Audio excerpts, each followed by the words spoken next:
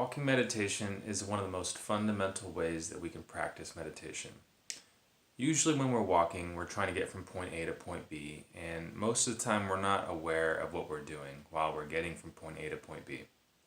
So the major difference between walking meditation and regular walking is you are fully aware of what you're doing when you're going from point A to point B, and generally point A to point B isn't all that important when you're trying to practice walking meditation because the present moment is the destination. So with every footstep and with every breath and with every breeze touching our skin, we're fully in our bodies, present with what's going on. Whether it's we're walking on concrete or we're walking on carpet, we're fully present to touch, the senses, and we're not letting our brains get too overwhelmed by all the things that are happening around us. And we're trying to keep ourselves focused and concentrated on what it is that we're doing in the present moment. So generally when we walk, we can focus on our breathing in and breathing out and coordinating that with our steps. This can get kind of complicated for those who are beginners with walking meditation because generally with meditation we have a singular point of focus. And that's, usually the breath, right? Breathing in, I'm aware of my in-breath. Breathing out, I'm aware of my out-breath. But when you're walking, not only are your eyes open and your senses basically completely wide open, and you're being bombarded with visual and auditory, stimulation left and right. Unlike sitting meditation, when your eyes are closed and generally you're in a quiet space and you're able to focus on your breath a little bit easier. With walking meditation, you have stimulation all over the place. And not to mention, you're actually in movement, so your body is actually walking, right? So these are many things that are happening, and it's really difficult to just focus specifically on just the breath. But here's the trick. My suggestion is if you're very new to walking meditation, don't really worry about your breath, all right? This may be a contradiction to a lot of things you might have heard about walking meditation, but my best suggestion for somebody who's really new is to put all of your focus and attention to the singular point of focus of your steps touching the earth, right? So when your left foot is touching the earth, you know your left foot is touching the earth.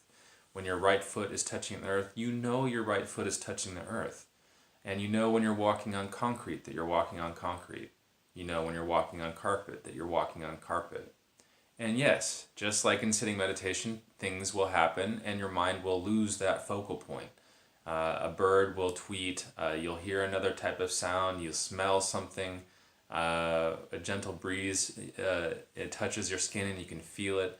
Whatever is happening in the present moment while you're walking, you can take note of it, acknowledge it, recognize what's happening, and then return your focus back to your steps.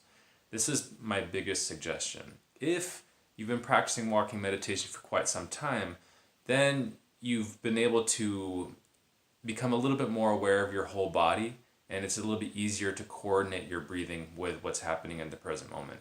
You might even be able to go a step beyond that and be actually able to be aware of what's happening around you, but not letting it drag your focus and attention away from your peace and your happiness and whatever it is you've cultivated for yourself in the present moment. So, one suggestion for those who are a little bit more beyond the beginner stage, yes, you can follow your breath in and follow your breath out. And you'll notice that when you're following your breath in, you might take 3 or 4 steps. And when you're following your breath out, it might be 4 or 5 steps. It depends on your lung capacity, if you've been running recently, various different factors, body type, etc. But you can notice that there's a certain number of steps as you take when you go for an in-breath and a certain number of steps that you take with an out-breath. This is a little bit tricky, again, for those who are newer, but if you're more practiced, it's not such a big deal. And if you've practiced with it, you know what I'm talking about. Now, there is a couple things I can give maybe for the beginner that will help with coordinating the breath with the steps a little bit easier. If you're in a space where you can practice slow walking meditation, then this is something that you might want to try. As you take a step with your left foot, and it doesn't matter if it's left or right, but this is just for the sake of argument, you take a step with your left foot, then you take an in-breath, let's say. And if you take a step with your right foot, you take an out-breath. right? It doesn't matter if your out breath is on your left foot or your in breath is on your right foot. That's not really the point. The point is you coordinate one half of a breath cycle with one step and the other half of the breath cycle with the next step. So therefore, in, out, to some effect. When you do this and you're walking very peacefully and calmly and focused, it's fairly easy to stay concentrated with the breath and with the steps. If you're still having a little bit of trouble with this, I would suggest going to what I call extremely slow walking meditation. With extremely slow walking meditation, you can take one step in and out, a full breath cycle, and then another step, full breath cycle. So you do a full in and out breath with each step. And in this way, you will walk very slowly, but you will walk also very peacefully and very calmly. And you'll notice that you'll get a lot of the same effect that you might have when you're practicing sitting meditation.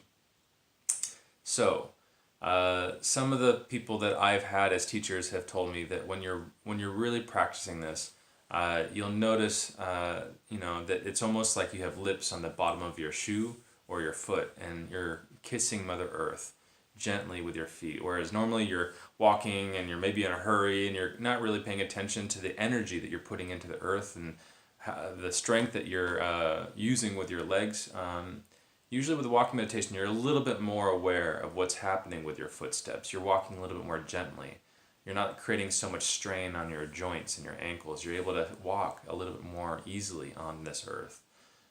You may even find yourself dancing around bugs on the ground and not being careful not to step on them. I go a step further than that, and if I see, and I know there's maybe millions of ants on the ground and I can't possibly walk around them, then I walk so slowly and so gently that I'm kind of hoping that somehow by going that slow, the ants find a way to wiggle themselves into a little bit of a crease in my shoe so that way they aren't harmed. So that way my walking and my intention for walking becomes an act of compassion. Not just for the insects, but also I'm watering this compassion within myself. So walking meditation is a very profound thing that we can practice. You can practice it from your front door to your car door. You can practice it from your car to work. You can practice it if you're riding public transportation from the bus to your next destination. It could just be the 5 steps you take to go to the bathroom in the middle of the night. Whatever the case may be, if we become really good at practicing this, then our whole day becomes an opportunity for practice, which is amazing. It creates such space for us to practice because we're walking all the time. So just think about it. If you can try to practice walking meditation, even just a quarter of the time that you're walking throughout the day, that is a significant amount of time to be meditating throughout your day. And it's not just your sitting meditation that you do maybe in the morning and at night. So I really encourage you to give it a shot, whether it's slow walking meditation at regular speed. And yes, you can even go at a jogging pace or running pace, as long as the focal point stays fixed and you're in this space of concentration and you're not letting your brain just think random thoughts and you're continually bringing yourself back to a point of focus. So give it a shot. Let me know what you think. I'm here to reflect back on and let me know any questions you might have. Again, don't forget to like, follow, and subscribe so that way we can continue to practice together. I wish you well on your journey.